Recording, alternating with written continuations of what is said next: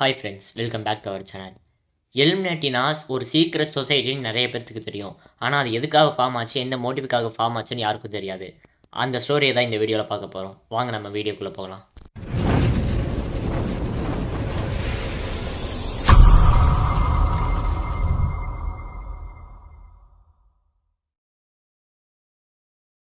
இந்த கதை எங்கே ஆரம்பிக்குதுன்னு பார்த்தீங்கன்னா, ஜெர்மனியில் பவேரியாங்கிற ஒரு இடத்துல 17th செஞ்சுரியில் ஆரம்பிக்குது. 17th செஞ்சுரியில் அங்கேருந்து எல்லாருமே கிறிஸ்டியானிட்டியை ரொம்பவும் பிலீவ் பண்ணிட்டு இருந்தாங்க. அதாவது எப்படின்னா, பைபிளில் இருக்கிறது மட்டும்தான் உண்மை, மற்ற அது எல்லாமே போய், இந்த உலகத்தில் மற்றவங்க சொல்கிறது எல்லாமே போய் அப்படிங்கிற ஒரு தாட்டில் இருந்தாங்க.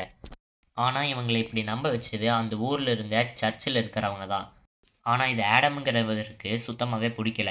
ஏன்னா, அவரு என்ன நெனச்சாருன்னா, இந்த உலகத்துல எல்லாத்தையும் அவங்க சயின்டிஃபிக்கா தான் பார்க்கணும். இந்த உலகத்துல இருக்கிறது எல்லாத்தையும் அவங்களுக்கு புரியணும். வெறும் பைபிள நம்பியே இவங்க இருக்கக்கூடாது அப்படின்னு நெனச்சாரு. அதனால அவரு வெளிப்படையா பேசினாரு. எல்லார்கிட்டயும் இத சொல்ல முயற்சி பண்ணபோது, மத்தவங்க எல்லாருமே என்ன சொன்னாங்கன்னா, "இத நீங்க இப்படி சொல்லாதீங்க. மத்தவங்க கிட்டலாம் இப்படி சொன்னா அவங்க உங்கள ஜெயில்ல போட்டுருவாங்க." அதாவது சர்ச்சில் இருக்கிறவங்களுக்கு அவ்வளோ பவர் இருக்குது.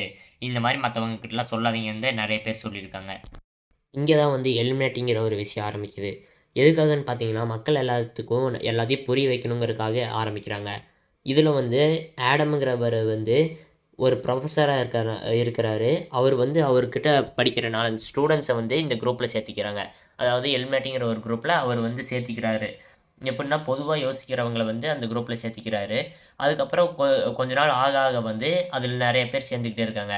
அதில சில ரூல்ஸும் இருக்கு. அது என்னன்னு பார்த்தீங்கன்னா, லேடீஸ சேர்த்திக்க கூடாது, ஜூஸ் சேர்த்திக்க கூடாது. அதாவது ஜூங்கிற கேஸ்ட்லேருந்து யாரையும் சேர்த்திக்க கூடாது. இந்த மாரி 4, 5 ரூல்ஸ் இருந்தது. அவங்க இத ரொம்ப சீக்ரெட்டா மெயின்டெயின் பண்ணிட்டு இருந்தாங்க. அதுக்கப்புறம் எலிமினேட்டி கொஞ்சம் பெரிய குரூப் ஆனதுக்கப்புறம், பவேரியாவிலேயே இன்னொரு குரூப் இருந்துச்சு. ஃப்ரீ நேஷன் சொசைட்டி அப்படிங்கிற ஒரு குரூப்ல அவங்களும் இவங்கள மாரியே தாட்ஸ வச்சு அந்த குரூப்ப இது பண்ணிட்டு இருந்தாங்க. அவங்க இந்த 2 குரூப்பும் ஒண்ணாச்சு. எப்படின்னா, இவங்க 2 பேர் தாட்ஸும் ஒரே மாரி இருந்ததுனால, இவங்க சேர்ந்து செயல்பட ஆரம்பிச்சாங்க. அதுக்கப்புறம் தான் அந்த எலிமினேட்டிங்கிற அந்த குரூப்போட பவர் பயங்கரமா வெளிப்பட்டுச்சு. இது அந்த சர்ச்சில் இருக்கிறவங்களுக்கும், அந்த நாட்ல இருக்கிறவங்களுக்கும் தெரிய வந்தது. அதனால சர்ச்சில் இருந்தவங்க அவங்களோட ஆட்கள அந்த குரூப்குள்ள அனுப்பி, சீக்ரெட்டா அந்த குரூப்குள்ள அனுப்பி, அதில யார் யாரெல்லாம் ரொம்ப மெயினுங்கிற லிஸ்ட்ட எடுக்க சொன்னாங்க.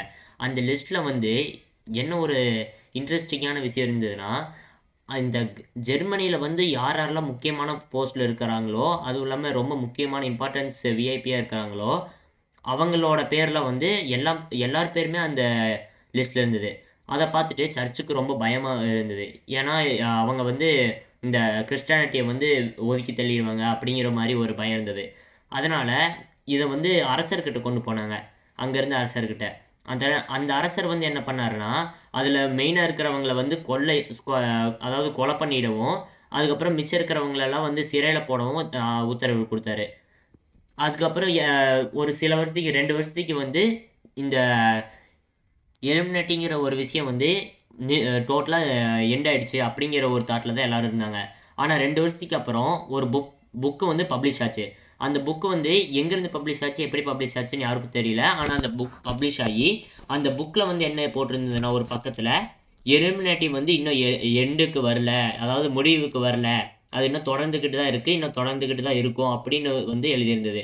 இத பார்த்து எல்லாருக்கும் ரொம்ப ஷாக்கா இருந்துச்சு. ஆனா, அதுக்கப்புறம் என்னாச்சு? அந்த எலிமினாட்டி இன்னும் இருக்கா? இல்லையான்னு யாருக்கும் தெரியல. ஆனா, சில பேர் இன்னும் இருக்குன்னு தான் சொல்றாங்க. ஸோ, இதோட நம்ம வீடியோ முடிஞ்சுச்சு ஃப்ரெண்ட்ஸ்.